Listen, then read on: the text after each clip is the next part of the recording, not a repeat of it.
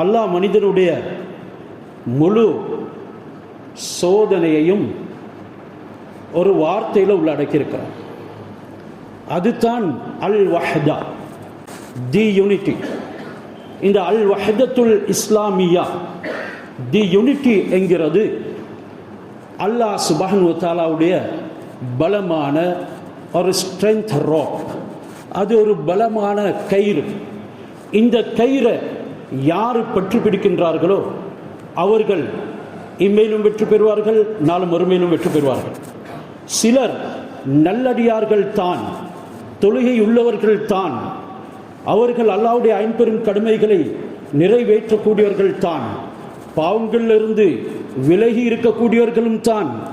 என்றாலும் சமூகம் ஆகுமான ஒரு விடயத்துக்கு ஒற்றுமைப்படும் பொழுது அவர்கள் பிரிந்து செல்வார்கள் என்றால் அவர்கள் நிச்சயமாக வெற்றி பெறவே முடியாது, நரகவாதிகள் என்று கூட சொல்லியிருக்கின்றார். சஹாபாக்களில் கூட இந்த பிரிவுக்கு விதை விதைக்கக்கூடியவர்களை சஹாபாக்களே பலவிதமான திட்டம் தீட்டி கொண்டிருக்கிறார்கள்.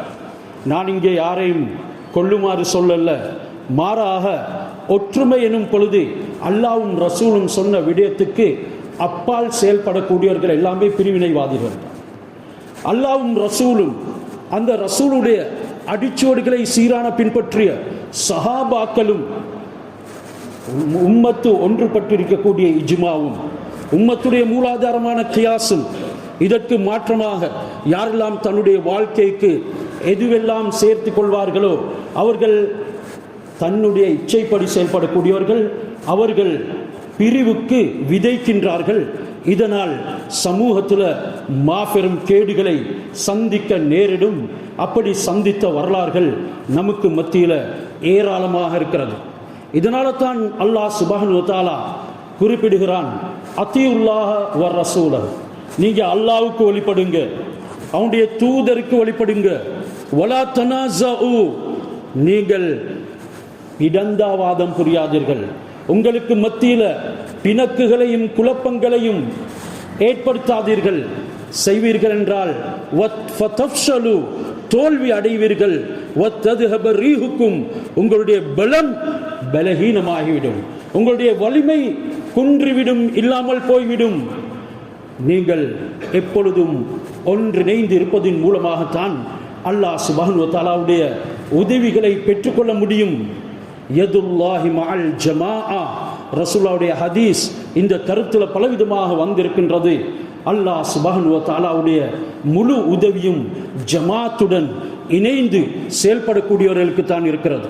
பிரிவு எனும் பொழுது இஸ்லாம் அதற்கு எந்த வழியிலும் ஒரு சிறிய அணுவளவாவது வழிகாட்டியதே கிடையாது. எங்களுடைய தொழுகையை எடுத்து பாருங்கள், காங்கிரிகேஷனல் பிரேயர், நாங்கள் ஒவ்வொரு நாளும் 5 நேரமும் வந்து ஜமாத்துடன் அதனை நிறைவேற்றுகின்றோம். ஒற்றுமையின் வெளிப்பாடு இதனை போன்ற ஒரு சின்னம் உலகத்தில் எங்கே இருக்க முடியும்? வரக்கூடியவர்களும் சிரித்த முகத்துடன் அவர்கள் அமைதியாக இருந்து கடமையை நிறைவேற்றுகிறார்கள். வெளியில சென்று ஒருவருக்கொருவர் சலாம் சொல்லிக் கொள்கிறார்கள், சந்தித்துக் கொள்கிறார்கள். மஸ்ஜிதுக்குள்ளே இருந்து ஆகுமான பேச்சைத்தான் பேசுகின்றார்கள். அவர்களுடைய 2 கைகளும் ஒன்றோடு இணைகிறது. சிலர் முசாஃபஹா செய்கின்றார்கள், சுகதுக்கம் விசாரிக்கின்றார்கள். இதை போன்ற ஒரு நிலைப்பாட்டை உருவாக்கக்கூடிய கேந்திர ஸ்தலம் உலகத்திலே எங்க இருக்க முடியும்? எங்களுடைய சாப்பாடுல கூட ஒற்றுமை. ஹஜ்ரத் ரசூலுல்லாஹி ஸல்லல்லாஹு அலைஹி வஸல்லம் அவர்கள் சொன்னாங்க, நீங்க யாரும் தனித்து சாப்பிடாதீங்க, எல்லாரும் ஒன்று கூடி சாப்பிடுங்க. 2 பேருடைய சாப்பாடு 3 பேருக்கு போதும், 3 பேருடைய சாப்பாடு 4 பேருக்கு போதும். ஒன்று அதோட இன்னும் ஒருவரை இணைக்கிறார்கள், 2 3ஆம் ஒருவரை இணைக்கிறார். ஏன்? அந்த சாப்பாட்டிலையும் ஒற்றுமையை வெளிப்படுத்துங்கள். எங்களுடைய நோன்பு நாங்கள் நினைக்கின்றோம் தனிப்பட்ட முறையில் தான் நான் நோக்கின்றேன் என்று. அந்த நோம்பின் ஊடாக ஒரு சமூகம், ஒரு சமுதாயம் பாதுகாக்கப்படுகின்றது, ஒற்றுமை வலுப்படுத்தப்படுகின்றது. நோம்பின் உடைய சிறப்பு மனிதனுடைய அனைத்து இச்சைகளையும் அடக்கிறது. அந்த இச்சையினுடைய கட்டுப்பாடு எத்தனையோ விதமான அசம்பாவிதங்களை தடுத்து சமூகத்துக்கு நல்லதைத்தான் வித்திடுகிறது. ஜகாத் நீங்கள் மட்டும் புசிக்காதீர்கள், முழு சமூகம் அதில் வாழ வேண்டியிருக்கின்றது என்று ஒரு பெரும் உலகளாவிய ரீதியான செல்வந்தர்களுக்கு கடமையாகவும் மற்றவர்களும் வாழ வேண்டும். இதனால தான் உங்களுடைய பொருள்களுக்கு திருடர்கள் வரமாட்டார்கள், அதற்கு பொறாமை கொள்ள மாட்டார்கள். அப்படி இல்லை என்றாலும் கூட இயற்கை ஆபத்துகள் என்று சொல்லக்கூடிய எதுவுமே தீண்ட மாட்டாது என்று அல்லாஹ் சுப்ஹானஹு வ தஆலா இப்படியாக ஒவ்வொன்றிலையும் சமூக ஒற்றுமையை தான் உறுதிப்படுத்துகின்றான். பிரிந்து சென்று விடாதீர்கள். ஹஜ்ஜு அதை நான் சொல்லி நீங்கள் விளங்க வேண்டியது அல்ல. முழு உலக ஜனங்களும் அங்கே வருகின்றார்கள். விடுக்கப்பட்டது அழைப்பு ஹஜ்ரத் இப்ராஹிம் அலைஹிஸ்ஸலாம் அவர்களின் மூலமாக. அது அந்த அரேபிய தீபகற்பத்துக்கு மட்டும் உண்டான அழைப்பு அல்ல, அது உலக ரீதியிலான முஸ்லிம்கள் அனைவரும் ஒன்றுபட வேண்டும். ஒரு தாய் பெற்ற பிள்ளைகளைப் போல இணைந்து அல்லாஹ் சுப்ஹானஹு வ தஆலாவை வணங்க வேண்டும் என்று அல்லாஹ் முழு உலகத்துக்கும் ஒரு ஒற்றுமையின் சின்னத்தை உறுதிப்படுத்துகின்றான். வாதஸிமு பிஹப்லில்லாஹி ஜமீஆ, நீங்கள் ஒற்றுமை என்ற கயிறு. இப்னு மஸ்ஊத் ரலியல்லாஹு தஆலா அன்ஹு அவர்கள் ஹபிள் என்றால் கயிறுக்கு நாம் சொல்லுவோம், இதற்கு வியாக்கியானம் சொல்கின்றார்கள். மெட்டபோரிக்கலி, அலெகரிக்கலி அவர்கள் சொல்லக்கூடிய அந்த மஜாசியத்தான விளக்கம் தான் அல் ஜமாஆ. ஜமாத்துடன் தான் அல்லாஹ் சுப்ஹானஹு வ தஆலாவுடைய உதவி உங்களுக்கு இருக்கின்றது. வதஸிமு பிஹப்லில்லாஹி ஜமீஆ வலா தஃபர்ரகு, அதனை நீங்கள் பற்றி பிடித்துக் கொள்ளுங்கள், பிரிந்து விடாதீர்கள். வலா தஃபர்ரகு வத்குரு நிஅமத்தல்லாஹி அலைக்கும், அல்லாஹ் உங்களுக்கு தந்த அருட்கொடையை ஞாபகப்படுத்துங்கள். எனக்கும் உங்களுக்கும் கிடைத்த மாபெரும் அருட்கொடை தான் இஸ்லாத்தினுடைய பாக்கியம். இங்கே பிநிஅமத்தில்லாஹி, அல்லாஹ்வுடைய அருட்கொடை, அல்லாஹ்வுடைய நிஅமத் என்கிறதுக்கு சஹாபாக்கள் விளக்கம் சொல்கின்றார்கள். ரசூலுல்லாஹ்வுடைய விளக்கமும் அது இஸ்லாம். நீங்கள் அந்த நிஅமத்தில் பேர் கெடுத்துக் கொள்ளாதீர்கள், அதனை உங்களுக்கு மத்தியில் இருந்து இல்லாமலாக்கிக் கொள்ளாதீர்கள். அது எப்பொழுது இல்லாமல் போகும்? உங்களுடைய ஒற்றுமை சீர்குலையும் பொழுது இஸ்லாத்தை கூட பின்பற்றுவதற்கு வழி கிடைக்க மாட்டாது. பகைவர்கள் அங்கே மெய்ய ஆரம்பித்து விடுவார்கள், உங்களின் மீது ஆதிக்கம் செலுத்துவார்கள். இதனால் மாபெரும் நிஅமத் கிடைக்கப்பட்டவர்களே, அதனை பாதுகாத்துக் கொள்ளுங்கள். அந்த இஸ்லாம் என்ற நிஅமத்தை நிதமும் ஞாபகப்படுத்துங்கள். வத்குரு நிஅமத்தல்லாஹி இத் குன்தும் அஅதாஅன், ஆரம்பத்தில் நீங்கள் பகைவர்களாக இருந்தீர்கள். இஸ்லாத்துக்கு முன்னதாக நீங்கள் பகைவர்களாக இருந்தீர்கள். மதீனாவிலே அவுஸ் ஹஸ்ரஜ் என்று இரு பிரிவினர்கள் இருந்தார்கள். சஹாபாக்கள் ஆனார்கள், தூயவர்கள் ஆனார்கள், ரசூலுல்லாஹ்வுக்கு இணைந்து கொடுத்தார்கள், ரசூலுல்லாஹ்வுடைய மார்க்கத்துக்கு மாபெரும் வித்தை விதைத்தார்கள். மலர்ந்தது இஸ்லாம். இஸ்லாத்தினுடைய வளர்ச்சியை தாங்கவில்லை எதிரிகள், இஸ்லாத்தின் வளர்ச்சியை தாங்கவில்லை முனாஃபிகீன்கள். கங்கணம் கட்டினார்கள், பிளாட் பண்ணினார்கள், பலவிதமான சூழ்ச்சி செய்தார்கள். பிரிக்க வேண்டும், இல்லாமலாக்க வேண்டும், இந்த கலிமாவினுடைய ஒற்றுமையை தகர்க்க வேண்டும் என்று நினைத்தார்கள். அவுஸ் ஹஸ்ரஜ் கூட்டத்தினர் சேர்ந்திருக்கின்றார்கள். அருமை நாயகம் ஸல்லல்லாஹு அலைஹி வஸல்லம் அவர்களுடைய அந்த பாசம் எனும் மடிக்குள்ளே அவர்களுக்கு மத்தியில எதுவும் விட்டு கொடுக்கும் மனப்பான்மை உருவாகின்றது. தன்னை விடவும் மற்றவர்களை தேர்ந்தெடுக்கும் தன்மை எல்லாம் விதைக்கப்பட்டிருக்கிறது. அவர்கள் நபிக்காகவும் தன்னுடைய உடன் இருக்கும் தோழர்களுக்காகவும் எதையும் செய்ய தயாரானார்கள். அது ஒரு சந்தர்ப்பம். யுத்த களத்துக்கு தயாராகி கொண்டிருக்கின்றார்கள். எதிரிகளும் போரிடுவதற்கு தயாராகி இருக்கிறார்கள். இந்த நேரம் ஷாஷ் பின் கைஸ் என்ற ஒரு யூதன் அவுஸ் ஹஸ்ரஜ்க்கு மத்தியில், அந்த அஞ்ஞான யுகத்தில், ஜாஹிலியா காலத்தில் இருந்த பகைமையையும் அவர்களுக்கு மத்தியில் இருந்த சில பிணக்குகளையும் ஞாபகப்படுத்தி பிரச்சனையை உருவாக்கினான். இவ்வாறாக ஒற்றுமையாக செயல்படும் பொழுது, அது எங்களுடைய மஹல்லாவாக இருக்கலாம், ஊராக இருக்கலாம், எங்களுடைய இஸ்லாமிய சமூகமாக இருக்கலாம், நாங்கள் நடத்தக்கூடிய ஒரு கூட்டு சமூக முயற்சியாக இருக்கலாம். இவைகளையும் சீர்குலைக்கிறதுக்கு அன்று தொட்டு இன்று வரைக்கும் நம்மிலே கலிமாவுடன் முன் வந்தவர்களும் இருக்கத்தான் செய்கின்றார்கள். கலிமாவை மறைத்து அன்றைய காலம் சூழ்ச்சி செய்தவர்கள் போன்றவர்களும் இருக்கத்தான் செய்கின்றார்கள். உங்களுக்கு எந்த வகையில் இந்த ஒற்றுமைக்கு பங்கம் விளைவிக்கக்கூடிய விதங்கள் உருவாகும் என்று கற்பனை செய்து கூட பார்க்க முடியாது. இதனால் மார்க்க ரீதியிலும் உங்களுக்கு பிரச்சனைகள் வரும். ஸ்பெயினுடைய வீழ்ச்சிக்கு காரணம் என்ன? உஸ்மானியா ஆட்சி விழுந்ததற்கு காரணம் என்ன? உஹதில தோல்வி அடைந்ததற்கு காரணம் என்ன? சலாஹுத்தீன் அய்யூபி வெற்றி பெறுவதற்கு காரணம் என்ன? அந்த யூதர்கள் என்சைக்ளோபீடியா பிரிட்டனிக்காவில் கூட, பிரிட்டன் என்சைக்ளோபீடியாவில் கூட சலாஹுத்தீன் அய்யூபிக்கு மாபெரும் வெற்றி கிடைத்ததற்கு காரணம் அவர்களுடன் இணைந்தவர்களுடைய ஒற்றுமை தான். எப்பொழுது ஒற்றுமை சீர்குலைக்கப்பட்டதோ அனைத்தும் எதிர்களுடைய கரங்களுக்கு போய்விட்டது. இப்பொழுது அவுஸ் ஹஸ்ரஜ் கூட்டத்தினர்களை தூண்டி விடுகின்றார்கள். அவர்கள் ஆயுதங்களை சுமக்கின்றார்கள். சகோதரர்களாக இருந்தவர்கள் பிரிந்துவிட பார்க்கின்றார்கள். யுத்தம் மூல போகின்றது. சஹாபி ஓடோடி போய் நபி ஸல்லல்லாஹு அலைஹி வஸல்லம் அவர்களிடத்தில் அறிவிக்கிறார்கள். நபி ஸல்லல்லாஹு அலைஹி வஸல்லம் வந்தார்கள். ததுஊனக்கும் அல் ஜாஹிலியா வஅன பைன அதுஹுரிக்கும், நான் உங்களுக்கு மத்தியில் இருக்கும் பொழுது ஜாஹிலியத்துடைய பழக்க வழக்கங்களை மீண்டும் அழைத்துக் கொள்ள பார்க்கின்றீர்களா? மீண்டும் அதனுடன் சேர்ந்து கொள்ள பார்க்கின்றீர்களா? அவர்கள் இறங்கிய குர்ஆன் ஆயத்தை ஓதி காட்டினார்கள். பிரிந்து விடாதீர்கள், ஒற்றுமையாக இருங்கள், சேர்ந்து கலெக்டிவ்லி நீங்கள் செயல்படுங்கள். பிரிவு ஏற்படுத்தும் விதங்களை எந்த நிலைமையிலும் நீங்க சிந்திக்கவும் கூடாது. அல்லாஹ்வுடைய நிஅமத்தையே நிறைவுபடுத்தி பாருங்கள்.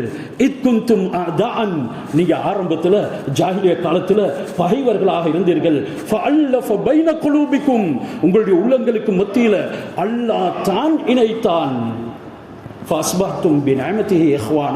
அந்த அல்லாஹ் சுப்ஹானஹு வ தஆலாவுடைய இஸ்லாம் என்ற அருட்கொடையை கொண்டு நீங்கள் சகோதரர்களாக ஆயினீர்கள். நானும் நீங்களும் இஸ்லாத்தை பின்பற்றக்கூடிய முஸ்லிம்கள் என்றால் எனக்கும் உங்களிடத்திலும் சகோதரத்துவம் ஊண்டுதலாக பிடிக்கப்பட்டிருக்க வேண்டும். அது ஆழமாக பதியப்பட்டிருக்க வேண்டும் என்று என்னுடைய இஸ்லாமிய சகோதர வாஞ்சையை நான் எந்த காரணத்தை கொண்டும் விட்டு கொடுக்க மாட்டேன். எனக்கும் அவருக்கும் மத்தியில் என்ன வேறுபாடு இருந்தாலும் கூட நான் என்னுடைய இஸ்லாமிய சகோதரத்துவத்தை விட்டு கொடுக்க மாட்டேன் என்ற ஒரு நிலைப்பாட்டுக்கு நாங்கள் வருவோம் என்றால் தான் எங்களுக்கு எப்பொழுதும் மேலோங்கி நிற்க முடியும். எதிரிகள் எங்களுக்கு பயந்து கொண்டே இருப்பார்கள். எங்களுக்கு மத்தியில் பிளவு வர ஆரம்பிக்கும் பொழுது அவர்கள் வேளாண்மையை பாய்ச்சி விடுவார்கள் என்கிறதனைத்தான் குர்ஆன் சொல்லுகின்றது. மேலும் வகுந்தும் தொடர் ஆயத்தில் அல்லாஹ் சொல்றான், அலா ஷஃபா ஹுஃப்ரத்தின் மினன் நார், நீங்க நரகத்தினுடைய ஓரத்தில் இருந்தீங்க, விளிம்புல இருந்தீங்க. எந்த நேரம் நீங்க நரகத்தில் விழுவுங்களோ தெரியாது. ஃபஅன்கதகும் மின்ஹா, அல்லாஹ் உங்களை அந்த நரகத்தில் இருந்து பாதுகாத்தான் என்று. நாங்கள் நரகம் இல்லை, எல்லா விதமான பாதாளங்கள்லையும் இந்த துனியாவிலையும் விழுவதற்கு ஒரே காரணம் எங்களுடைய பிரிவு தான் என்கிறதனை மறந்துவிடக்கூடாது. இந்தியாவில் வெறுமனே அடித்து கொண்டார்கள் ஒரு கருத்து வேற்றுமைக்காக வேண்டி. முஸ்லிம்கள் யூதர்கள் சீரான முறையில் வித்திட்டார்கள். இது கிதாபுகளில் பதிவாக்கப்பட்டிருக்குது. இதை நீங்கள் கேட்பீங்க ஹதீஸா குர்ஆனா என்று. மாற்றமாக இது வரலாறுல பதியப்பட்ட ஒரு சம்பவத்தை நான் முன்வைக்கின்றேன். ஒரு ஆளுமிடத்தில் வருகிறார் ஒரு மனிதர், யூதர். வந்து அவருக்கு கொடுக்க வேண்டிய மரியாதைகள் அனைத்தையும் கொடுத்து அவரை கண்ணியப்படுத்தி நல்ல பல வார்த்தைகளை எல்லாம் பேசி இந்த முஸ்லிம்களுக்கு மத்தியில் ஒரு பிரச்சனை மேலோங்கி இருக்குது. கஹஃப் சூரத்துல் கஹ்ஃப்ல நாயை பற்றி அல்லாஹ் குறிப்பிடுகின்றான். இந்த நாயினுடைய நிறம் என்ன? அவர் சொல்கிறார், நாயின் நிறம் வெள்ளை. அதனை நீங்கள் நாளையில் ஜுமா ஹுத்பாவில் சொல்லிவிட்டால் முஸ்லிம்களுக்கு மத்தியில் இருக்கக்கூடிய இந்த பிணக்கு இல்லாமல் போய்விடுமே. இவ்வாறு சொல்லி பூர்த்தியான மரியாதையும் செலுத்தி அந்த மனிதர் வெளியிலே போய்விட்டார். ஆலிமும் வாக்குறுதி கொடுத்தார், ஆம் நாளை ஜுமாவிலே நான் இதனை சொல்லுவேன். பிறகு அந்த யூதன் மற்றொரு ஆலிமிடத்திலே போனார். அவரையும் புகழ்ந்தார். உங்களை போன்ற ஒரு திறமைசாலி, மார்க்கத்தை சீரான முறையிலே விளங்கியவர் யாரும் கிடையாது கூறுவதோடு ஏராளமான மரியாதைகளையும் அவருக்கு சமர்ப்பித்து அவரிடத்திலிருந்து விடை பெறும் பொழுதும் கண்ணியமாக விடை பெற்று செல்கின்றார். அவரையும் பொருந்திக் கொள்ள செய்தார். அவரிடத்திலேயும் அதே கேள்வியை தான் வைத்துவிட்டு சென்றார். இங்கே முஸ்லிம்களுக்கு மத்தியில் கஹ்ஃப் சூறாவிலே வரக்கூடிய அந்த நாயின் நிறத்தை பற்றி ஒரு விமர்சனமும் ஒரு குழப்பமும் ஏற்பட்டு கொண்டு இருக்கின்றது. நீங்கள் அந்த நாயின் நிறத்தை எது என்று சொல்லுகின்றார்கள்? அவர்கள் சொன்னார்கள் கருப்பு.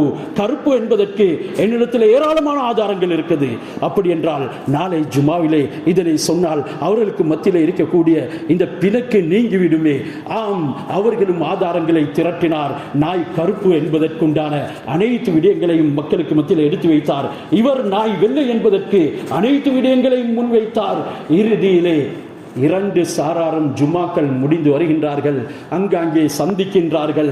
இன்று ஆலிம் நாயின் உடைய சீரான விளக்கத்தை தந்தார். அந்த நாய் வெள்ளையாமே? இல்லை, நம்முடைய மஸ்ஜிதினுடைய ஆலிம் நாய் கருப்பு என்று தானே சொன்னார். இவர்களுக்கு மத்தியில் இப்பொழுது பிரிவினை உண்டாகிவிட்டது. இந்த ஒரு சின்ன விடயத்தில் ஏற்பட்ட பிரிவு மாபெரும் பிரச்சனை உண்டாக்கி மக்கள் கொஞ்சம் கொஞ்சமாக மாறி ஒரு 10 அடிக்கு ஒரு இடம் மஸ்ஜித் என்று உருவாகி, உன்னுடைய மஸ்ஜிதுக்கு நான் வரமாட்டேன், என்னுடைய மஸ்ஜிதுக்கு நீ வரக்கூடாது, அந்த மஸ்ஜிதுக்கு நாங்க போக மாட்டோம் என்றெல்லாம் பிரிவினைகள் உருவானது தான் இந்தியா. அவ்வளவு காலம் முஸ்லிம்களுடைய சின்னங்கள் பரிணமித்துக் கொண்டு இருக்கின்றது. இன்று அந்த காபிர்களுடைய கையிலே போயிருக்கின்றது. சின்ன சின்ன பிரிவுகள் மாபெரும் சமூக சீர்கேட்டை உருவாக்கும் என்கிறதனை தான் குறிப்பிடுகிறது. இதனால எங்களுக்கு மத்தியிலும், எங்களுடைய குடும்பத்துக்கு மத்தியில், சமூகத்துக்கு மத்தியில், ஒரு சிறிய கூட்டத்துக்கு மத்தியிலையும் பலவிதமான பிரச்சனைகள் உருவாகும். அதற்கு ஹஜ்ரத் ரசூலுல்லாஹி ஸல்லல்லாஹு அலைஹி வஸல்லம் அவர்கள் ஆவணங்கள் சொன்னார்கள். அவைகள் வராமல் இருப்பதற்கு தடுத்துக் கொள்ளும் விதிமுறைகளையும் சொன்னார்கள். இன்னல்லாஹ யக்ரஹு லக்கும் ஸலாசன் வ யுஹிப்பு லக்கும் ஸலாசன். அல்லாஹ் சுப்ஹானஹு வ தஆலா வ யர்தா லக்கும் ஸலாசன். உங்களுக்கு 3 விடயத்தை விரும்புகின்றான். உங்களிடத்திலிருந்து 3 விடயத்தை அல்லாஹ் விரும்புகின்றான். வ யக்ரஹு லக்கும் ஸலாசன். இன்னும் 3 விடயத்தை உங்களிடத்தில் அல்லாஹ் வெறுக்கின்றான். ஃபயர்லாலக்கும். உங்களுக்கு அல்லாஹ் விரும்பக்கூடிய 3 விடயம் தான் அன் தஅபுதூஹு. நீங்கள் அல்லாஹ்வை மட்டும் வணங்க வேண்டும். அல்லாஹ்வை மட்டும் வணங்க வேண்டும், வேற யாரையும் வணங்கக்கூடாது. வலா துஷ்ரிகு பிஹி ஷைஆ. இரண்டாவது, அவனுக்கு யாரையும் இணை வைக்க கூடாது. வமயது மஅல்லாஹி இலாஹன் ஆகர் வமல்லா யது மஅல்லாஹி இலாஹன் ஆகர். யார் அல்லாஹ்வை தவிர வேறு தெய்வங்களை தன்னுடைய உதவிக்கு அழைப்பார்களோ, மேலும் பலவிதமான பாவங்களை அந்த ஆயத்தில் அல்லாஹ் சொல்லிக்கொண்டு போகிறான். அதனை நான் இங்கே உச்சரிக்க விரும்பவில்லை, தலையங்கம் திசை மாறும் என்பதற்காக. யார் அல்லாஹ்வை தவிர வேறு தெய்வங்களை அழைத்து சொல்லப்படக்கூடிய பாவங்களில் ஈடுபடுவார்களோ அவர்கள் நரகத்துக்கு நுழைந்து கொள்வார்கள். யஹ்லுது ஃபீஹி முஹானா. அந்த நரகத்தில் இழிவடைந்து நிரந்தரமாக தங்குவார்கள். வயுல்லாஃபு லஹுல் அதாபு யௌமல் கியாமா. கியாமத்து நாளில் அவனுக்கு வேதனை இரட்டிப்பாக்கப்படும். எனவே அல்லாஹ்வை தவிர உங்களுடைய எந்த தேவைக்கும் வேறு யாரையும் அழைக்காதீர்கள். பிரச்சனை ஏற்பட்டிருக்கிறது. கடன் தலை மேல விருத்தாடி கொண்டிருக்கிறது. சமூகத்துக்கு முகம் போட முடியாது. இப்பொழுது அல்லாஹ்வை தவிர வேற யாரும் இருக்கிறார்களா இந்த கடனை தீர்ப்பதற்கு? நீங்கள் அல்லாஹ்வை அணுகாமல் வேறு வேறு விதங்களை கையாண்டு செய்யக்கூடிய ஆவணங்கள் மேலும் கேவலத்தின் பால் எடுத்து செல்லுமே தவிர உங்களுடைய இமேஜை கீழே போடுமே தவிர உங்களுக்கு கண்ணியத்தை கொண்டு வந்து தரமாட்டாது. அல்லாஹ்வை வணங்குங்க, அது அல்லாஹ் உங்களுக்கு விரும்புகின்றான். இரண்டாவது, வலா துஷ்ரிகு பிஹி ஷைஆ. அவனுக்கு யாரையும் இணை வைக்காதீர்கள். மூன்றாவது, அல்லாஹ் உங்களுக்கு விரும்பக்கூடியது தான் வான் தஅதஸிமு பிஹபிலில்லாஹி ஜமீஅன் வலா தஃபர்ரகு. அல்லாஹ் சுப்ஹானஹு வ தஆலாவுடைய ஒற்றுமை, நீங்கள் கலெக்டிவ்லி செயல்படுறதனை, நீங்கள் ஒன்று சேர்ந்து செயல்படுவதனை பற்றி பிடித்துக் கொள்ளுங்கள். வலா தஃபர்ரகு. பிரிந்து விடாதீர்கள். இது மூன்றையும் அல்லாஹ் உங்களுக்கு விரும்புகின்றான். அல்லாஹ் விரும்பக்கூடியதுல நானும் நீங்களும் எந்த அளவுக்கு இருக்கின்றோம் என்கிறதனையும் சிந்தனை செஞ்சு பார்ப்போம். வா யக்ரஹுலக்கும் சலாஸ் சொன்னாங்க, இன்னும் 3 விடயங்களை அல்லாஹ் உங்களுக்கு வெறுக்கின்றான். அதுல கீழ் வக்கால். முதலாவது ஆதாரம் இல்லாமல், அதாவது இங்க மார்க்கத்துடைய விஷயத்தை நான் சொல்லவில்லை, அவர் சொன்னார் இவர் சொன்னார் நான் கேள்விப்பட்டேன், இப்படியாமே அப்படியாமே இப்படி பேசிக்கொள்றாங்களே என்னைய பற்றி, என் குடும்பத்தை பற்றி, என் வியாபாரத்தை பற்றி, என் டீலை பற்றி, என்னுடைய தொடர்புகளை பற்றி, என்னுடைய வருமானத்தை பற்றி இப்படியெல்லாம் சொல்றாங்களாமே. இல்ல அவர் உங்களுடைய வருமானத்தை பற்றி இப்படி சொன்னாராமே. நீங்க இந்த முறையில எல்லாம் செய்றீங்களாமே, கள்ள கடத்தல்ல ஈடுபடுறீங்களாமே. யாரப்பா சொன்னது? சொன்னது தேவையில்லை. அங்கனைக்கு இவர் சமூக ஒற்றுமையை எதிர்பார்க்கிறது போல சொன்னவர் தேவையில்லை என்றாரு. இது சமூகத்தினுடைய ஒற்றுமைக்கு பயங்கரமான விதைக்கிறார். சொன்னாங்க, அப்படியெல்லாம் நீங்க பேசாதீங்க. உங்களுக்கு ஒன்றை சீரான முறையில் சீர்கேடு ஏற்படாமல் இருப்பதற்கு சொல்ல வேண்டும் என்றால் அதற்குரிய ஆதாரத்தோட முன்வைங்க. அப்படி இல்லாமல் உள்ளங்கள்ல சந்தேகங்களை உருவாக்கி பிரிவினை ஏற்படுத்தாதீங்க. மற்றவர்களுடைய பழைய கதைகள் எல்லாம் தோண்டி சமூகத்துடைய பார்வையில இருந்து அவரை விழுத்தாட்டாதீங்க. ஆரம்பத்தில் மனிதன் என்ற ரீதியில ஏதோ ஒரு தவறு நடந்து இருக்கலாம், அந்த தவறை வைத்து இவருடைய மானத்தை பங்கப்படுத்தாதீங்க. ஹஜ்ரத் ரசூலுல்லாஹி ஸல்லல்லாஹு அலைஹி வஸல்லம் சொன்னாங்க, யார் மன் ஐயர அஹாஹு பிதம்பின் ஃபலம் யமுத் ஹத்தா யஅமலஹு, தன்னுடைய சகோதரன் செய்த ஏதோ ஒரு தவறை வைத்து அல்லது பாவத்தை வைத்து அவர் மறைத்துத்தான் செய்தார், ஏதோ ஒரு கைவன் பார்த்து விட்டான், அம்பலப்படுத்துகிறான். அம்பலப்படுத்தாதே. நீ அப்படி செய்வாய் என்றால் மரணிப்பதற்கு முன்னால அதே பாவத்தை செய்வித்துத்தான் உன்னை மௌத்தாக்குவேன் என்கிறான் அல்லாஹ். ஹஜ்ரத் ரசூலா சொன்னாங்க சஹீஹான ஹதீஸிலே. இதனால இதற்கெல்லாம் காரணங்களை நீங்கள் ஏற்படுத்தி விடாதீர்கள். கீழ்கால் சொல்லப்பட்டுச்சு, சொன்னாரு, ஆதாரம் இல்லாம பேசாதீங்க. மேலும் சொன்னாங்க, கீழ்கால் வ இதாஅத்துல் மால், பணத்தை வீணடிக்கிறது. இதனையும் அல்லாஹ் விரும்புவதில்லை. வீணான விடயங்களுக்கு உங்களுடைய பணத்தை செலவழிக்காதீர்கள். இன்று நாங்கள் நல்ல விடயங்களுக்கு செலவழிக்கிறதுக்கு மனம் விரிவடைகிறதில்லை. செலவங்க கொடுக்கத்தான் செய்கின்றார்கள். தொடர்ந்தும் மக்கள் அவர்களைத்தான் அணுகின்றார்கள். அல்லாஹ் சோதிக்கின்றான். அல்லாஹ் தொடர்ந்து உனக்கு தாரத்தை நீ விரும்பலையா? இதனால் தானா உன்னுடைய நெற்றி சுருங்குகிறது? நல்ல விடயங்களுக்காக வேண்டி செலவழி. சில குடும்பத்துக்கு செலவழிக்கிறதுக்கு கூட விருப்பம் இல்லை. சொன்னாங்க ரசூலா, கஃபா பில் மர்இ இஸ்மன் ஐயுலைய மையகூத், ஒரு மனிதன் எந்த பாவமும் செய்ய தேவையில்லை, தன்னுடைய குடும்பத்துக்கு இவன் தான் பொறுப்பு, இவன் தான் சம்பாதித்து கொடுக்கணும், ஆனாலும் சீரான முறையில் அதனை கொடுக்கின்றான் இல்லை, இந்த ஒரு பாவமே போதும் அவன் நாசமா போறதுக்கு.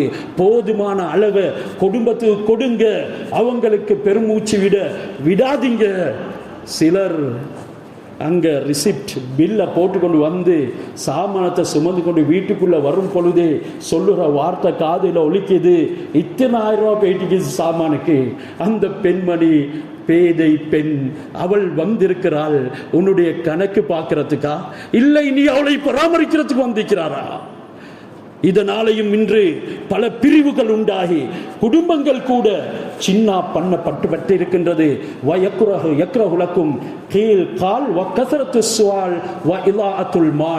மேலும் ஒற்றுமையை சீர்கொள்ளக்கூடிய மற்றும் ஒரு காரணம் தான் நீங்கள் அதிகமாக கேள்வி கேட்கிறது.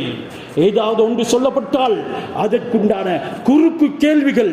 இதற்கு முன்னால் உள்ளவர்கள் அழிக்கப்பட்டதே இந்த குறுக்கு கேள்விகளின் காரணமாகத்தான்.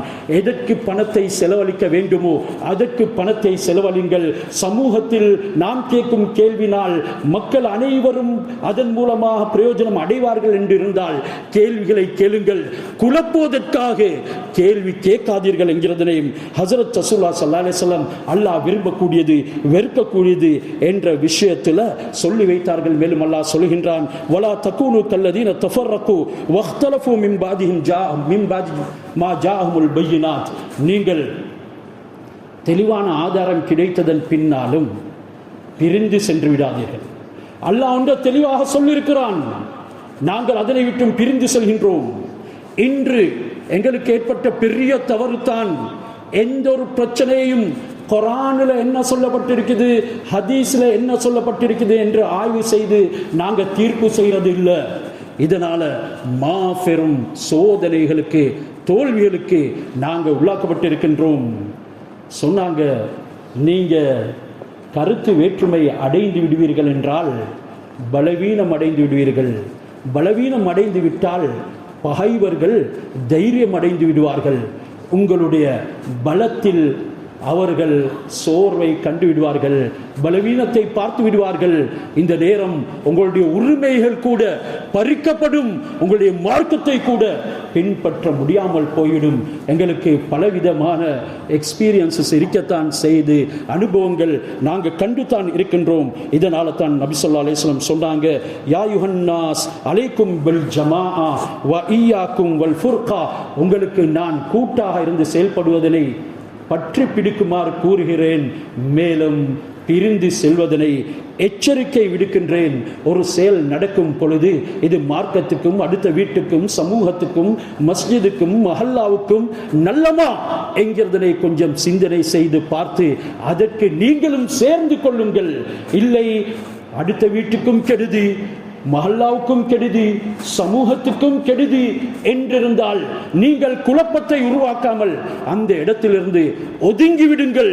இது தான் ரசூலுல்லாவுடைய முறையும் சஹாபாக்களுடைய முறையும். ரசூலுல்லாவுடைய காலத்தில் ஒரு சின்ன விடயம் நடக்குது, இதுவும் பிரச்சனையா என்று நானும் நீங்களும் சிந்திப்போம். அதாவது ஒரு சஹாபி குர்ஆனுடைய ஆயத்தை ஒரு விதத்தில் ஓதினார், மற்றும் ஒரு சஹாபி இன்னொரு விதத்தில் ஓதினார். இதனை கேட்டுக்கொண்டிருந்த சஹாபி ஓடி வந்தார், ஹஜ்ரத் ரசூலுல்லாஹ் இடத்துல முறைப்பாடு செஞ்சார். நபி ஸல்லல்லாஹு அலைஹி வஸல்லம் உடைய முகம் கருத்து விட்டது. சொன்னாங்க, ரெண்டு பேரும் சரியா தான் ஓதினீங்க. எனவே கராத்தும் மீக்குது, 7 விதத்தில் ஓதலாம். இன்று மார்க்கத்தின் ஊடாக ஏற்படக்கூடிய பிரச்சனைகள் தான் இன்றைக்கு சமூகத்துடைய பிளவையும் முஸ்லிம்களுடைய எல்லா இழப்புக்கும் காரணமாக ஏற்பட்டிருக்கிறது. சொன்னாங்க ரசூலுல்லாஹ் ஸல்லல்லாஹு அலைஹி வஸல்லம் அவர்கள், இதனை பற்றி நீ இதற்கு பின்னால் பேசவும் கூடாது. 2 பேரும் சரியாகத்தான் செய்தார்கள். எனவே வல் ஜமாஅத்து ரஹ்மா, ஹஜ்ரத் ரசூலுல்லாஹ் ஸல்லல்லாஹு அலைஹி வஸல்லம் அவர்களுடைய ஹதீஸ், நீங்கள் கூட்டாக இருந்து செயல்படுறது அல்லாஹ் சுப்ஹானஹு வ தஆலாவுடைய ரஹ்மத்துகளை கொண்டு வந்து சேர்க்கும். வல் ஃபுர்கத்து அதாபுன் அதீம், நீங்க பிரிந்து செயல்படுறது மாபெரும் வேதனையை கொண்டு வரும். சிராத்தி முஸ்தகீமா, எனவே இந்த குர்ஆன் சொல்லும் பாதை, ஹதீஸ் சொல்லும் பாதை, அதனை கொஞ்சமும் பிசகுதல் இல்லாமல் வாழ்ந்தவர்களுடைய பாதை தான் என்னை அடைவதற்குண்டான வழி. ஃபத்தபியூ, அந்த வழியிலே நடந்து வாருங்கள் என்று ஏதேனும் சொல்ல போன்றீர்களா? குர்ஆனுக்கும் ஹதீஸுக்கும் முதல் உரிமையை கொடுத்து அதற்கு இது மெச்சாகுதா, தோதுவாகுதா, நேர்படுதா என்கிறதனை பார்த்து அதனை செயல்படுத்த ஆரம்பியுங்கள். அதுதான் என்னை அடைவதற்குண்டான சீரான வழி. வன்ஹாதா சிராத்துல் முஸ்தகீமா ஃபத்தபியூ வலா தத்தபியூ சுபுல், அது அல்லாத வேறு வேறு வழியில பூராதீங்க, வேறு வேறு வழியை பின்பற்றாதீங்க. மற்றவருடைய தியரி உங்களை ஆச்சரியப்படுத்தும், இவருடைய கருத்து அதை விட நல்லா இருக்கும், ஆனா குர்ஆன் ஒன்று சொல்லும். நீங்க குர்ஆனை விட்டு அவருடைய கருத்துக்கு முன்வைத்தால், முன்னுரிமை கொடுத்தால், ஹதீஸ் சொல்லக்கூடிய கருத்தை விட்டுவிட்டு சஹாபியுடைய வாழ்க்கையில் இருக்கக்கூடிய படிப்பினையை நீங்கள் விட்டுவிட்டு இஜ்மாவாகி ஐம்மாக்கள் தந்த கருத்தையும் விட்டுட்டு நீங்க வேறொரு திசையில அல்லது இதற்கு ஆதாரம் கம்பேரிசன் ரீதியிலேயாவது எடுக்க முடியுமா? இதுவும் இஸ்லாத்தினுடைய மூலாதாரம், அதற்கு கியாஸ் என்று சொல்லப்படும். அப்படியாவது எடுத்து நீங்க அதனை சீரான முறையில் வகைப்படுத்த இல்லை என்றால் நிச்சயமாக வழிகேட்டில் போங்க மட்டுமல்ல, உங்களுக்கு மத்தியில் ஒற்றுமை சீர்குலையும் என்கிறத அல்லாஹ் குர்ஆன்ல சொல்றான். ஃபதஃபக்ரகு அன் சபீல், என்னை அடையும் பாதையை விட்டும் திசை மாறி போயிடுவீங்க. அது பின்னால் யார் உங்களுக்கு உதவியாக இருக்க முடியும்? ஒற்றுமை சீர்குலையக்கூடிய எதையும் செய்யாதீங்க. வலா தஹாசது வலா தபாகலு, பொறாம கொள்ளாதீங்க, கோபம் கொள்ளாதீங்க. எப்போ பொறாம கொள்வாங்களோ அதுக்கு அடுத்தபடியாக கோபத்தில் மேலிடக்கூடியவனாக மாறிவிடுவான். வலா ததாபரு, அதன் பின்னால் இருந்து சூழ்ச்சி செய்ய ஆரம்பிச்சிடுவான். வலா தனாஜசு, உங்களுக்கு மத்தியில் நீங்கள் பலவிதமான குழப்பங்களை ஏற்படுத்தும் விதத்தில் செயல்படாதீங்க. தன்னை மற்றவர்களை விட, தன்னுடைய கருத்தை மற்றவர்களுடைய கருத்தை விட பெரிதாக மதிக்காதீங்க. நீங்க ஒன்றுபட்டு செயல்படுங்க. ஃபபிமா ரஹ்மத்தின் மினல்லாஹி லின்த லஹும். ரசூலுல்லாஹ்வுடைய வாழ்க்கையில உங்களுக்கு படிப்பினை இல்லையா? அவர்களுக்கு கொடுக்கப்பட்ட அருட்கொடைத்தான் நளினம் என்றது. நளினத்தின் மூலமாக சமூகத்தில் ஏற்படுத்தும் பிரச்சனையை உங்களுக்கு தீர்க்க முடியும். வலவ் குன்த ஃபல்லன் கலீலல் கல்பி, நீங்கள் கல் நெஞ்சம் படைத்த ஒரு கடினமான மனிதனாக இருந்தால் லன் ஃபல்லு மின் ஹவுலிக், உங்களுக்கு சூழால இந்த தோழர்கள் யாருமே இருக்க மாட்டார்கள், எல்லாருமே விரண்டு ஓடிவிடுவார்கள். இதனால ஃபஃபு அன்ஹும், தவறு நடக்கும். சமூக ரீதியாக செயல்படும் பொழுது தவறு நடக்கும். நீங்க மன்னிங்க. வஸ்தக்ஃபிர் லஹும், மன்னிக்கிறதோடு மட்டுமல்ல அல்லாஹ்விடத்திலேயும் அந்த தவறு செய்தவர்களுக்காக மன்னிப்பு கேளுங்க. யாருக்கு சொல்லிக் கொடுக்க முடியும் இதை போன்ற உபதேசங்களை? அல்லாஹ் தொடர்ந்து சொல்கிறான், வஷாவிர்ஹும் ஃபில் அம்ர், எல்லா விஷயத்திலையும் நீங்க மஷூரா செஞ்சு செயல்படுங்க. இதனால அல்லாஹ் சமூகத்தில் ஒற்றுமையை ஏற்படுத்துவான் என்கிறது சொல்லப்பட்டிருக்கிறது. அது மட்டுமல்ல, லா தஹ்தலிஃபு ஃபைனஹு மன் கானம் கப்லக்கும் இஹ்தலஃபு ஃபஹலகு, நீங்க விதர்ப்பம் அடைவீர்கள் என்றால் முன்னோர்களும் விதர்ப்பம் அடைந்து தான் நாசமா போனார்கள் என்கிறதனை மறந்து விடாதீர்கள் என்ற கருத்தையும் ஹஜ்ரத் ரசூலுல்லாஹி ஸல்லல்லாஹு அலைஹி வஸல்லம் அவர்கள் சொன்னார்கள். ஹஜ்ரத் உஸ்மான் ரலியல்லாஹு தஆலா அன்ஹு அவர்கள் யஹூதிகளுடைய திட்டத்தின் மூலமாக அப்துல்லா பின் சபா அந்த சூழ்ச்சியின் மூலமாக கொல்லப்படுகின்றார்கள். கொல்லப்பட்டதன் பின்னால முஸ்லிம்கள் ஆட்சிக்காக வேண்டி அல்ல, ஒரு கிளர்ச்சி உண்டானது. உஸ்மான் ரலியல்லாஹு தஆலா அன்ஹு அவர்கள் கொலை செய்யப்பட்ட விடயத்தில் சஹாபாக்கள் 2 கூட்டங்களாக பிரிந்தார்கள்.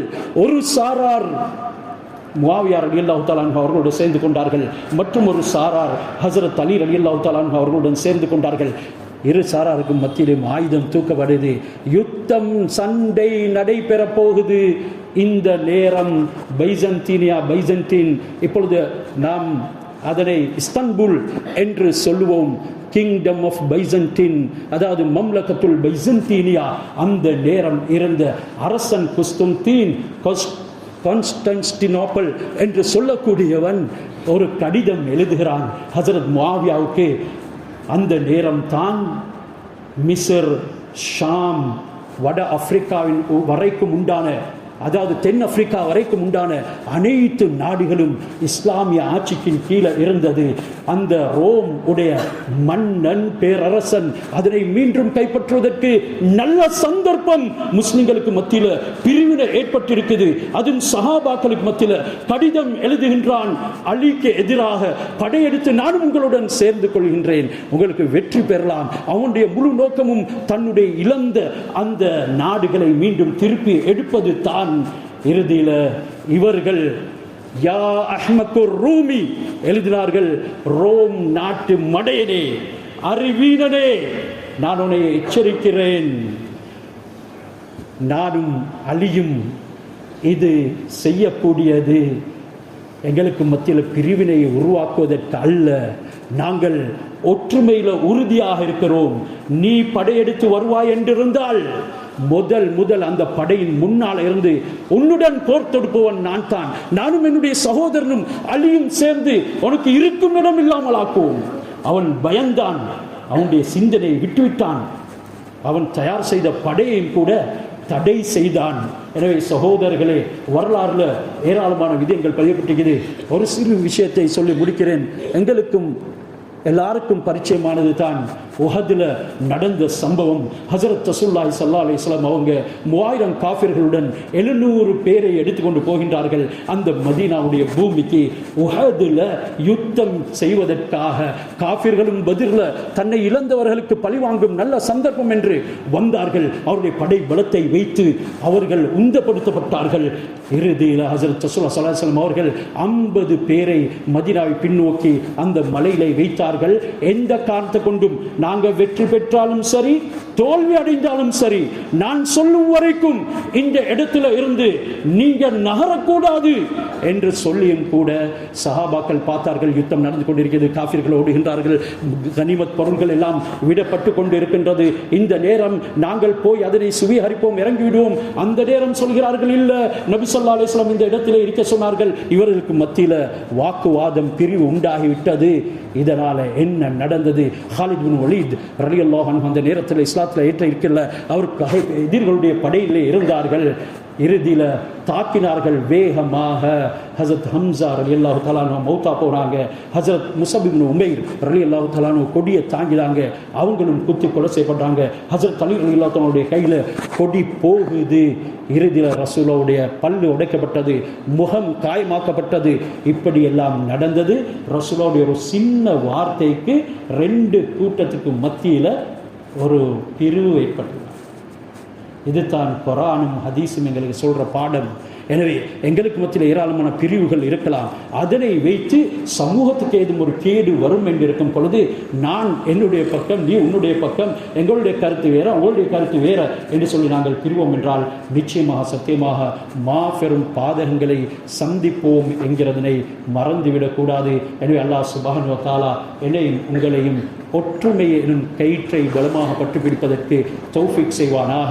எங்களுடைய அனைத்து விடயங்களையும் ஒரு ஆலோசனையின் அடிப்படையில் செய்து முடிப்பதற்கும், சமூகத்துக்கு ஒரு நல்ல சேவையை செய்துவிட்டு எங்களுடைய திறமைகளை அதற்காக பாவித்துவிட்டு அல்லாஹ்வுடைய பொருத்தம் பெற்று இந்த உலகத்தில் இருந்து பெறுவதற்கு தௌஃபீக் செய்வானாக. எங்களுடைய பாவங்களை நன்மைகளாக மாற்றி அருள் புரிவானாக. துஆக்களை கபூல் செய்வானாக. வாஹிர் தவானா அனில் ஹம்துலில்லாஹி ரப்பில் ஆலமீன்.